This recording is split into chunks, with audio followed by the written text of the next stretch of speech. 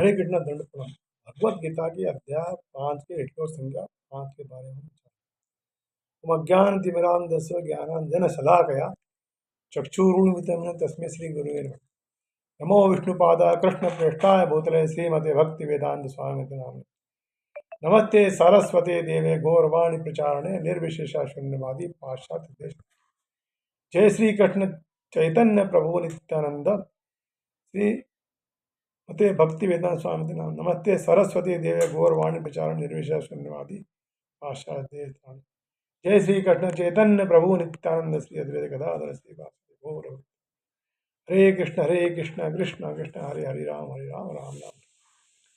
श्लोक संख्या 5 में बताया गया है। सांख्ये प्राप्यते स्थानम तद्योगेरपि गम्यते एकम सांख्यम च योगम च यह पश्यति स पश्यति। यानी जो यह जानता है कि सांख्य द्वारा प्राप्त स्थान भक्ति द्वारा भी प्राप्त किया जा सकता है, और इस तरह जो सांख्य योग तथा भक्ति योग को एक समान देखता है वही वस्तुओं को यथारूप में देखता है। अब इसमें कहा गया यस्सांख्ये प्राप्यते स्थानम तद्योगेरपि गम्यते, यानी पूरे श्लोक के उत्तरार्ध में भगवान ने कहा था कि एक साधन से भी अच्छी तरह से स्थित होकर मनुष्य दोनों साधनों के फलस्वरूप परमात्म तत्व को प्राप्त कर लेता है। उसी बात की पुष्टि भगवान इस पद में दूसरे ढंग से कर रहे कि जो तत्व सांख्य योगी प्राप्त करते हैं वही तत्व कर्म योगी भी प्राप्त करते हैं। संसार में जो मान्यता है कि कर्मयोग से कल्याण नहीं होता, कल्याण तो ज्ञान योग से ही होता है, इस मान्यता को दूर करने के लिए अपि शब्द का प्रयोग किया गया। सांख्य योगी और कर्म योगी दोनों का ही अंत में कर्मों से अर्थात क्रियाशील प्रकृति से संबंध विच्छेद हो जाता है। प्रकृति से संबंध विच्छेद होने पर दोनों ही योग एक हो जाते हैं।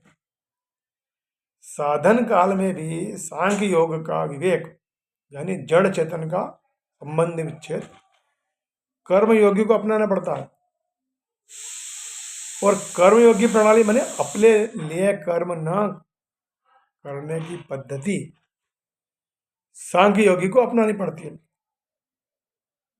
अब सांख्य योग का विवेक प्रकृति पुरुष का संबंध विच्छेद करने के लिए होता है, और कर्मयोग का कर्म संसार की सेवा के लिए होता है। सिद्ध होने पर सांख्य योगी और कर्मयोगी दोनों की एक स्थिति होती है, क्योंकि दोनों ही साधकों की अपनी निष्ठाएं होती हैं। अब क्या संसार विषम है, घनिष्ठ से घनिष्ठ सांसारिक संबंध में जो भी विषमता रहती है, परंतु परमात्मा सम है। अतः समरूप परमात्मा की प्राप्ति संसार से सर्वदा संबंध विच्छेद होने पर ही होती है। संसार से संबंध विच्छेद करने के लिए दो ही मार्ग है, ज्ञान योग और कर्म योग। मेरे सत्स्वरूप में कभी अभाव नहीं होता, जबकि कामना आसक्ति अभाव में ही पैदा होती है। ऐसा समझकर असंग हो जाए उसको ज्ञान योग कहते हैं। जिन वस्तुओं में साधक का राग है उन वस्तुओं को दूसरे की सेवा में खर्च कर दे, और जिन व्यक्तियों में राग है उनकी निस्वार्थ सेवा कर दे, यह कर्मयोग। इस प्रकार ज्ञान योग में विवेक विचार के द्वारा और कर्म योग में सेवा के द्वारा संसार से संबंध विच्छेद हो जाता है। अगली लाइन आता है एकम सांख्यम च योगम च यह पश्यति स पश्यति। पहले श्लोक में भगवान ने व्यतिरेक रीति से कहा था कि सांख्य योग और कर्मयोग को बेसमझ लोग ही अलग अलग फल देने वाले कहते हैं। उसी बात को अब अन्वय रीति से कहते हैं कि जो मनुष्य इन दोनों साधनों को फल दृष्टि से एक देखता है वही यथार्थ रूप में देखता है। इस प्रकार इस चौथे और पांचवें श्लोक का सार यह है कि भगवान सांख्य योग और कर्मयोग दोनों को स्वतंत्र साधन मानते हैं और दोनों का फल एक ही परमात्म तत्व की प्राप्ति मानते हैं। इस वास्तविकता को न जानने वाले मनुष्य को भगवान बेसमझ कहते हैं और इसे जानने वालों को भगवान क्या करते हैं, यथार्थ जानने वाला बुद्धिमान। अब किसी भी साधन की पूर्णता प्राप्त होने की इच्छा, मरने का भय, पाने का लालच और करने का राग, ये चारों सर्वथा मिट जाते हैं। जो निरंतर मर रहा है अर्थात जिसका निरंतर अभाव हो रहा है, उस शरीर में मरने का भय नहीं है। और जो नित्य निरंतर रहता है उस स्वरूप में जीने की इच्छा नहीं हो सकती। तो फिर जीने की इच्छा और मरने का भय किसे होता है? जब स्वरूप शरीर के साथ तादात्म्य कर लेता है तब उसमें जीने की इच्छा और मरने का भय उत्पन्न हो जाता है। जीने की इच्छा और मरने का भय ये दोनों जो है ज्ञान योग से विवेक द्वारा मिट जाते हैं। अब पाने की इच्छा उसमें होती है जिसमें कोई अभाव होता है। अपना स्वरूप भाव रूप है, उसमें कभी अभाव नहीं हो सकता, इसलिए स्वरूप में पाने की इच्छा नहीं होती। पाने की इच्छा न होने से उसमें कभी करने का राग उत्पन्न नहीं होता। स्वयं भाव रूप होते हुए भी जब स्वरूप अभाव रूप शरीर के साथ तादात्म्य कर लेता है तब उसे अपने में अभाव प्रतीत होने लगता है, जिससे उसमें पाने की इच्छा उत्पन्न हो जाती है और पाने की इच्छा करने का राग उत्पन्न हो जाता है। इस प्रकार हम देखते हैं कि सांख्य योग और कर्म योग दोनों साधन लौकिक होने से एक है। अब सांख्य योग में साधक चिन्मयता से स्थित होता है और चिन्मयता में स्थित होने पर जड़ता का त्याग हो जाता है।